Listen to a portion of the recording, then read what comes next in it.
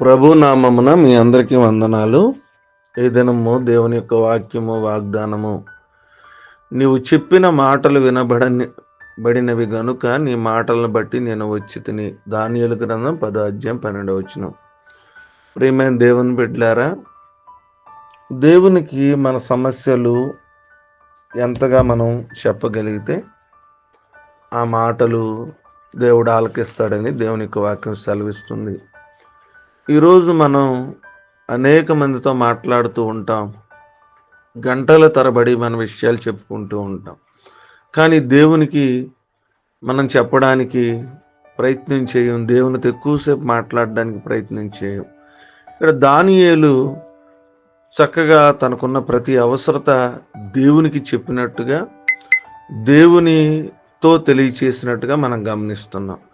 అందుకే వాక్యం సెలవిస్తుంది, నువ్వు చెప్పిన మాటలు వినబడ్డవినవి గనుక నీ మాటలు బట్టి నేను వచ్చి తిని. అంటే దేవునికి మన మాటలు చెప్పినప్పుడు ఆయన విని మన మాటలను బట్టి, అంటే మనకున్న సమస్యను బట్టి, మనకున్న అవసరతను బట్టి, మనకున్న అక్రతను బట్టి, మనకున్న ఇబ్బందిని బట్టి మన దగ్గరికి వచ్చి మన సమస్యను ఆయన పరిష్కరిస్తాడు అని దేవునికి వాక్యం సెలవిస్తుంది. ఈ రోజున నీ మాటలు దేవునికి వినబడే విధంగా మనం చెప్పగలిగితే, అంటే దేవుని చిత్తానుసారంగా జీవించి దేవునికి విరుద్ధకరమైనటువంటి జీవితం లేకుండా పరిశుద్ధత కలిగి మనం జీవించగలిగినప్పుడు మన మాటలను బట్టి దేవుడు మన దగ్గరికి వచ్చి మనకు సహాయం చేస్తాడు.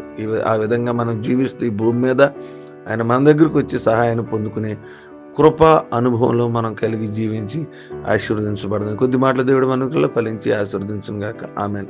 ప్రార్థన చేసుకుందాం, తల వంచుకుందాం. కృపా సత్య సంపూర్ణుడా, మీకే స్తోత్రాలు. రాత్రంతా కాచి మరొక శ్రేష్టమైన దినాన్ని మీరు నాకు అనుగ్రహించినందుకు మీకే స్తోత్రాలు, వందనాలు తెలియచేస్తూ ఉన్నాం. వాక్యపు వెలుగులోంచి మమ్మల్ని జ్ఞాపకం చేసుకున్నారు, మమ్మల్ని బలపరిచారు. ప్రభా, మీ చిత్తానుసారంగా మేము జీవించడానికి సహాయం చేసినందుకు మీకే స్తుతి, స్తోత్రాలు తెలియచేస్తూ ఉన్నాం. రాత్రంతా కూడా కాచి కాపాడి మరొక శ్రేష్టమైన దినాన్ని మీరు మాకు కలిగించినందుకు మిమ్మల్ని ఎంతగానో స్తుతిస్తూ మహింపరుస్తున్నాం. ఈ దినమంతా కూడా మీ కృప, మీ కటాక్షం చేత మమ్మల్ని నింపండి. ప్రభా, దానియేలు చెప్పిన మాటలు వినబడినవి కాబట్టి ఆ మాటలు బట్టి ఆయనకి సహాయం వచ్చింది అనే మాట మేము వినగలుగుతున్నాం. ఈ రోజున మా మాటలు వినబడి ప్రభా మా దగ్గరికి వచ్చి మా సమస్యలను, మా అవసరతలను, అక్రతలను తీర్చమని ప్రార్థన చేస్తున్నాం. వివాహాలు, పుట్టినరోజులు, ఉద్యోగాలు, ఆర్థికమైన అవసరతలు, అనారోగ్యాలు, కుటుంబ భారాలు, బలహీనతలు కలిగిన ప్రతి ఒక్కరిని జ్ఞాపకం చేసుకోండి.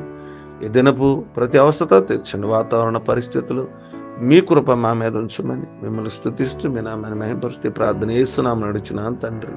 ఆమేన్.